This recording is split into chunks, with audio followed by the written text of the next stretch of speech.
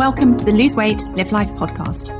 If you're someone who would do anything to lose weight, yet finds it impossible to stick to a diet, to eat less, or just what you think you should, this podcast is for you. I am your host, certified life and weight mindset coach, Clair MACKENZIE.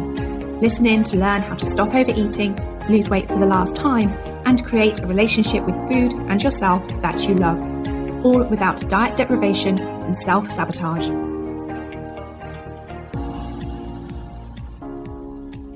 Hi everyone, and welcome to this week's podcast episode all about brain science for weight loss. Welcome, by the way, to everyone who is listening, whether you are a new podcast listener or you've been listening for a little while. I want you to know that I so appreciate you being here. I would love to know how this podcast is helping you in your weight loss journey. So if you've been using it to create a better relationship with food, yourself and your life, please do let me know, because I would love to celebrate you. Email me at support@weightwhispering.com or let me know via an Apple podcast review. So you may have heard me say that weight loss is not about the food. I say how it's all about you. It's about how your relationship with food is determined by what's happening in your body, your brain, your mind, and your emotions, and also what's happening in your relationship with yourself and your life.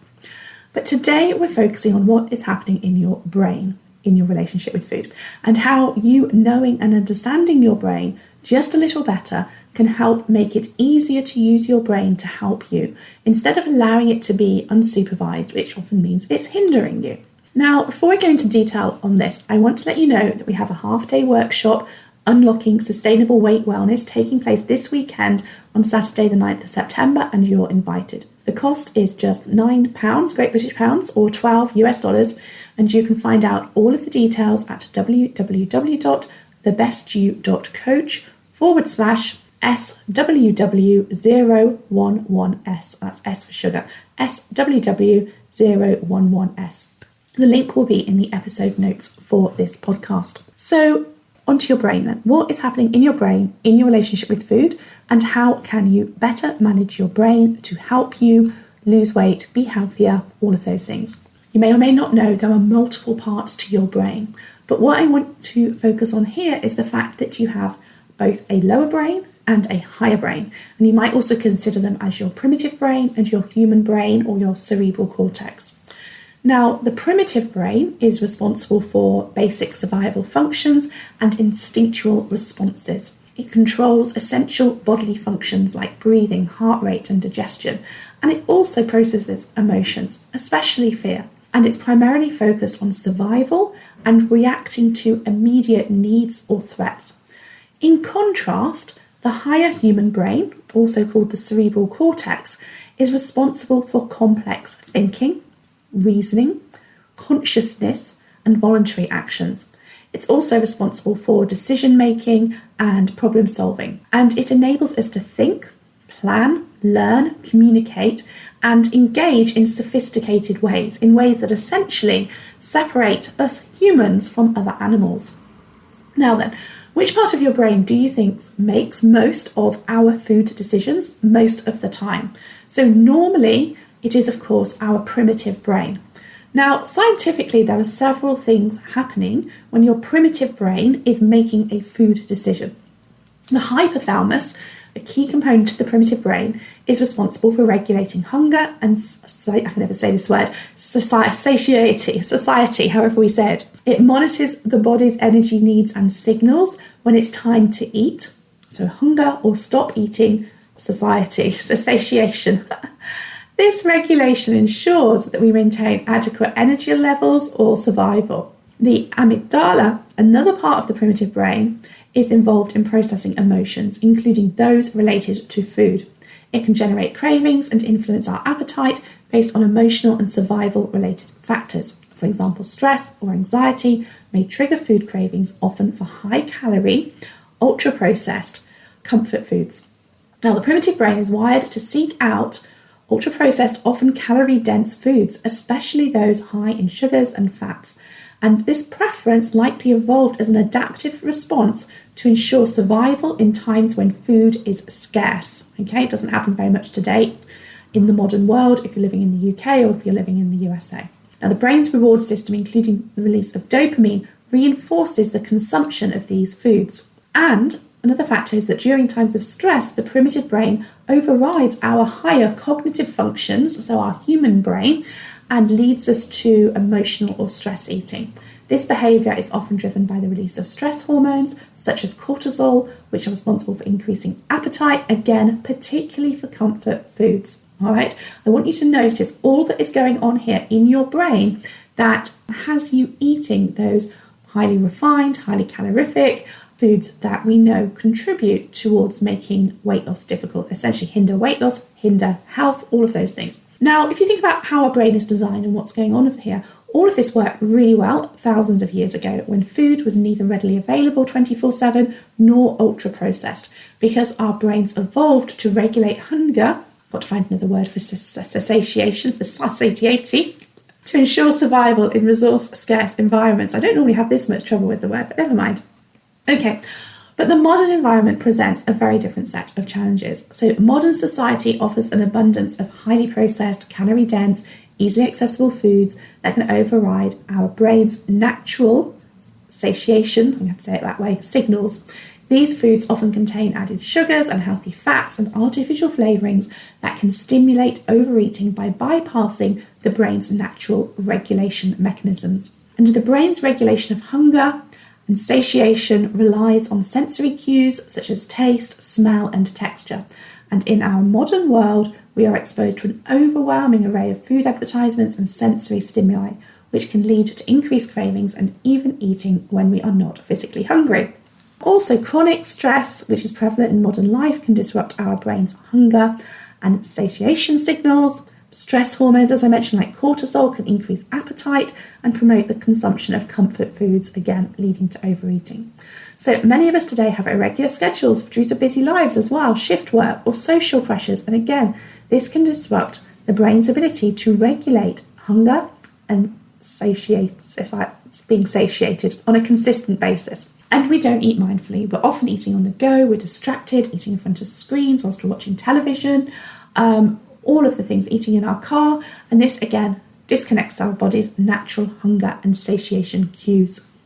And the food industry, on top of this, invests heavily in marketing strategies that promote these consumptions of these unhealthy foods, and the availability of fast food, vending machines, convenience stores with unhealthy options, again, make it difficult to make nutritious choices. And finally, on top of all of that, we have a sedentary lifestyle, which can further disrupt. So it's not just about, calories in, calories out and exercising.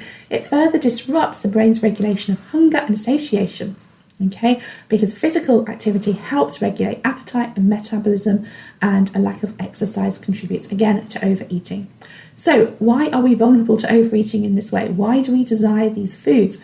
Whether we're eating because we think food tastes delicious or eating to cope with challenging feelings, what we're getting when we eat is the release of dopamine in our brain that feels good. Okay, so the reason we are compelled to do all of this is because we want the dopamine and because of everything that is going on in our brain.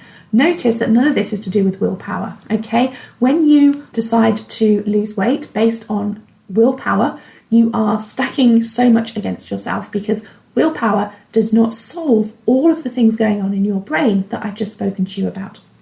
Okay, so let's talk a little bit about dopamine. So dopamine is a neurotransmitter. When dopamine is released in the brain, it creates positive sensations and a sense of pleasure and well-being.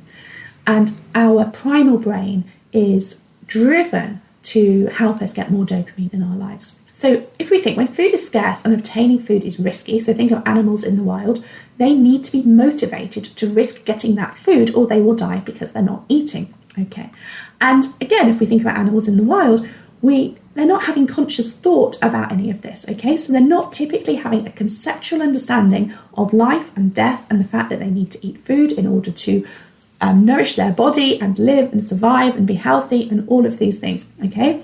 They do not know, they're not aware that they need to eat to survive in the way that humans do. Instead, their behaviour is primarily driven by instincts and biological cues, and dopamine has a significant role in that. Okay, so as you will see, what's going on in our brain when we make food decisions is complex. Really only barely scratched the surface with what I've shared with you here. As I mentioned before, you will appreciate be appreciating that deciding to use willpower to override what's happening in your brain and your body, because what we're not talking about here is other hormones in our body that are a huge part of all of this. So if you consider everything that's going on in your brain and in your body, it's going to be challenging. Instead, what I suggest you do, instead of attempting to lose willpower to stick to a diet, is that you learn ways to work with your brain, or you might want to think of it as hacking your brain. And what I mean by that is ways to work with yourself to make things easier. And 3 of the many things you can do to help. What do they look like? Well, 1, how about changing how you make food decisions so that you're making more food decisions with your higher human brain and less with your lower primitive brain? The more you practice doing this, the easier it gets because you're forming the habit of doing this. And I'm going to talk more to you about that in just a moment.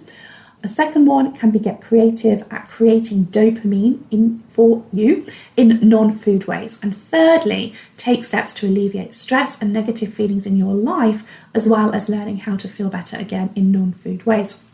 So let's talk more about these. We cover all of this inside of the Lose Weight, Live Life Academy, but I'm going to give you a couple of suggestions to get you started. So with regards to making food decisions with a different part of your brain, what you can do here is you can write a plan of what you will eat in advance so that you are not making food decisions in the moment. Now, there are many benefits of doing this, and one of them is that you're using your higher brain to make your food choices and not your lower brain. And when you use your higher brain, you're able to access all of your knowledge and experience to make an informed decision. You can weigh up the pros and cons and consider the bigger picture. For example, I won't have dessert when I eat out on Thursday because I'm also eating out on Saturday, and I know that having 2 extra desserts will likely lead to a gain in weight. This is what you're able to think about and rationalise when you're making a decision ahead of time with your higher human brain. When you decide in the moment, in contrast, you're using your primal brain, you're not thinking about the bigger picture or the long-term impact. That part of your brain, the primal brain, is designed to have you make your decision based on what will give you the most pleasure, have you avoiding any discomfort in the moment, and what will be easiest. Your primal brain, making an in-the-moment decision, thinks that having dessert when it's offered it is a really good idea. Now, I'm just using dessert here in this situation as an example. Not everyone has a sweet tooth. I totally appreciate that. You may unknowingly have learned to get your dopamine from alcohol or from cheese or from other foods and drinks. Now, just because you make a plan, of course, doesn't mean your primal brain won't take over and make a different decision in the moment. But having a plan is the first step. It enables you to see when that happens, firstly, and also then you can use that, and when you see what's going on for you, to learn different tactics to help your primal brain not override your higher human brain in the moment and change your mind.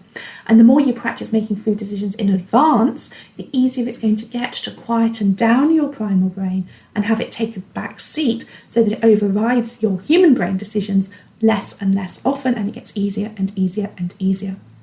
Okay, so what about creating dopamine for yourself in non-food ways? So remember that dopamine is associated with pleasure, reward, and satisfaction. So you want to create more pleasure in your life. You want to get good at rewarding yourself, and I recommend you create the habit of taking stock of what you appreciate about yourself and your life regularly.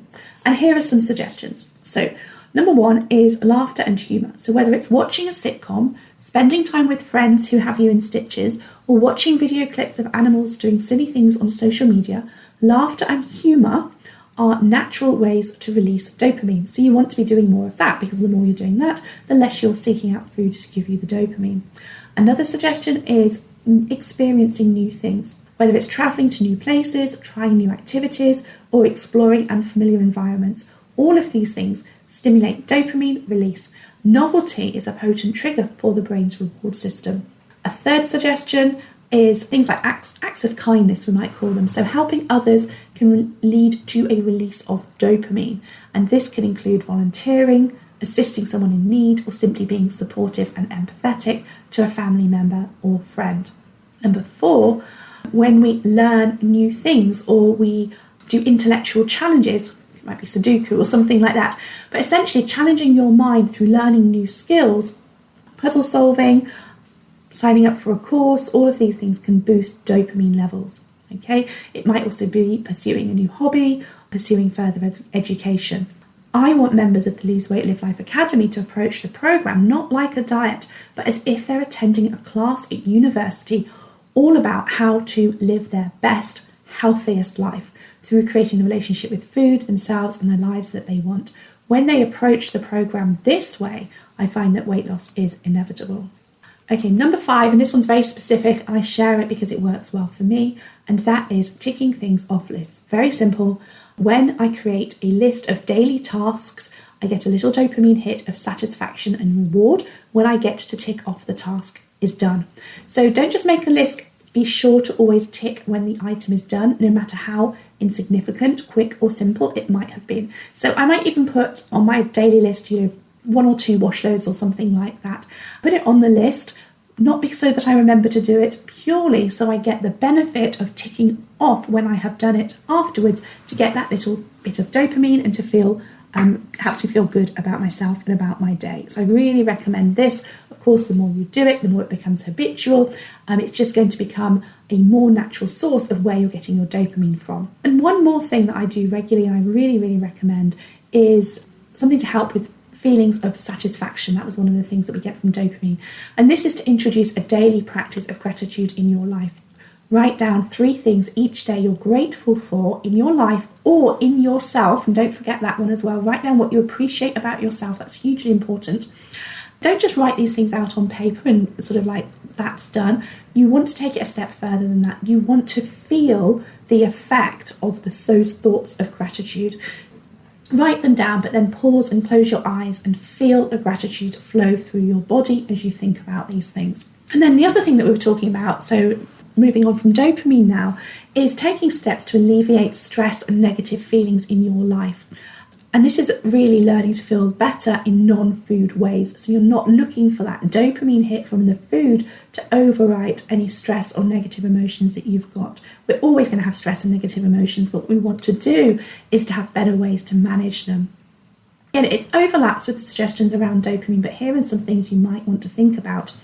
The first, really important and often forgotten, is taking care of your basic physical needs. So sleep, hydration, taking time off when you're unwell, exercise and movement. You experience stress when you're physically unwell as much as you do. Sometimes we think of stress as being emotionally challenged, but actually stress is there when we're physically unwell as well, and the two cannot be separated. Also, when we are not physically as well as we can be, life's challenges are more challenging to deal with. Okay, so when we're tired or unwell, it feels more difficult to handle the things that life is throwing at us all of the time. So it's really important to take care of yourself. Get enough sleep, stay hydrated, take rests when you need to rest. And then second thing I want you to think about is know how you respond to stress. Now, chances are you're kind of aware that stress is there, but you might not have a practice of how you intentionally manage it, deal with it, or alleviate it. So in fact, first ask yourself, do you know when you're stressed, and how do you know? So really sort of like, close your eyes, think about, how do I know when I'm stressed? How does stress show up for me? What are the physical symptoms in your body? How do you respond mentally in your mind? And how do you respond emotionally? Because before you can have a plan for handling stress, you're going to want to check in with yourself to see if you know the symptoms. So for me, the physical symptoms are tightness around my jaw, dry mouth, an underlying tension in my upper body. If I have extended periods of stress and don't do something about it, I get mouth ulcers. And also when I'm experiencing stress mentally, I start avoiding things. So my mental response to stress is to start avoiding things. It's almost like, pushing things under the carpet, turning away from dealing with things. And it feels as though my capacity to cope with other things in life just seems generally lower. So I have less capacity to cope with things I can normally cope with well in life. And emotionally, I feel and exhibit less positive emotions. So, my family might describe me as having a short fuse. Now, as far as you can alleviate stress once it's noticed, I would recommend first getting really clear on the sources of your stress. What are the thoughts and associated feelings you're having about circumstances in your life that are causing the stress? Because stress means so many things. It's such a blanket term. It's a catch-all for various negative emotion, as well as physical changes in our body, as well as unhelpful thinking. So you want to, as a part of your practice for managing stress, once you've noticed that you're experiencing it, is you want to have a good practice to really help yourself understand what is going on for you, because the better you can understand what's going on for you, the easier it is going to be to address it. And a few months back, we did a great class in the Lose Weight, Live Life Academy about all of the things that you can do to change your emotional state. And just one of the most useful ones was about moving your body. When you're experiencing stress, go for a walk, put on music and dance around the room, move your body. Another one was all about getting outside in nature and sort of stopping and sort of like getting in the outside natural environment and seeing what is going on there. And another one of my favourites is journaling, following a specific process of recognising what aspects of the causes of my stress are in my control and what are not. And just actually going through that process can be incredibly helpful and useful as well. It's knowing that it's knowing when you can't change the circumstances of your life. It's noticing what those things are that you can't change, but then also deciding how you want to respond to them. So that's what I wanted to touch on today. I wanted to share with you or remind you that understanding your brain and the impact it has on your food decisions can be incredibly helpful as you help yourself redesign your relationship with food and eating. And again, I want you to thank you for being here and for listening, whether you are new or you've been here for a while. And if you would like more insight into sustainable weight wellness, go to www.thebestyou.coach/ so S for sugar, WW011, S for sugar again, so SWW011S, and find out all of the details about joining us this weekend, Saturday the 9th of September. Okay, thanks for listening and have a good week. If you enjoyed listening to this podcast and are ready to live a more intentional life, lose weight as a part of that journey, and create a relationship with food and yourself that you love, then I would be honoured to have you join the Lose Weight, Live Life Academy membership and coach with me. The programme offers different levels of support to suit you, including self-paced learning, twice weekly calls, private coaching, an amazingly caring community, and lots more. Find out all the details about when and how you can join at www.thebestyou.coach/coaching.